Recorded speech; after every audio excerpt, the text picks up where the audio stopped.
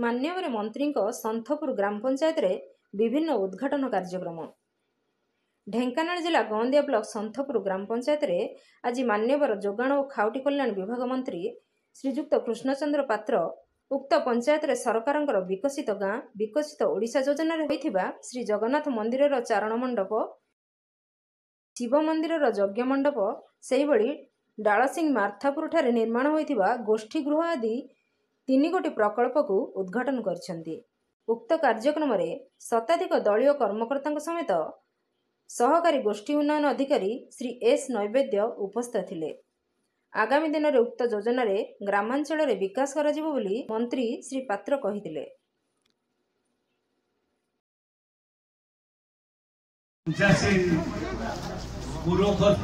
सरपंच जिलार साधारण संपादक तथा गोंदिया ब्लॉक नोमिनी प्रतिकांत साहू महोदय, मुंचासीन समस्त नेतृमंडली, उपस्थित माँ माने भौणी माने, सन्तपुर समस्त बुद्धिजीवी बंधुगण, यही प्रोजेक्ट को आज आम 5,50,000 टंका दि जाइथिला।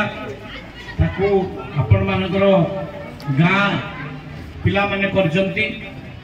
मोर मने अछि मु मंदिर को दर्शन करे प्रदर्शन कले विभिन्न जो उन्नतमूलक कार्य होता उद्घाटन नहीं आमर गोंदिया रे विभिन्न उन्नतिमूलक कार्यक्रम सब होगुड़ाक सब कम कम्प्लीट हो गलानी।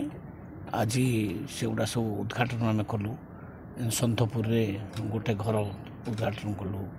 तापरे सेठी एरंदारे भी गोटे मठटे माने मंडपटे उद्घाटन कलु। ये प्रकार कार्यक्रम जोड़ा सरीगला सेगुड़ा उद्घाटन का चलती। आउ किसी कार्य आरंभ हो सेटा शिलान्यास सब हम या त्वरान्वित ढंग से विकास कार्य चली।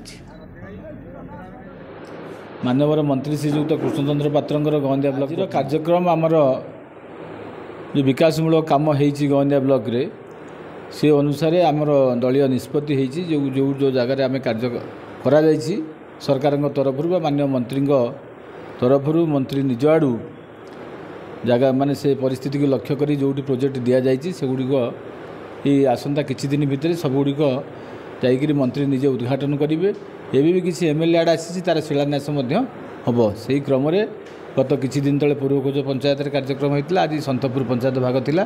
आज मंत्री सेठी आसी एवं आउ किछि नुआ प्रोजेक्ट घोषणा से कले।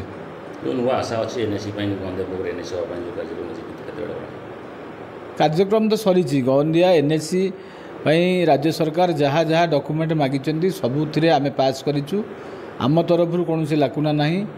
राज्य सरकार प्रतिश्रुति देइचंती। मान्यवर मंत्री नगर उन्नयन निजे आसी आमर मान्यवर विधायक तथा मंत्री श्रीजुक्त कृष्णचंद्र पात्रंकर सेक्रेटेरिएट कार्यालय आसिक निजे प्रतिश्रुति देकी जाइचंती। आसंता 31 तारिख में गोंदिया एनएसी घोषणा हम आउ कौन माने आउ से कौन असुविधा नहीं बोली आम अनुभव करुँ।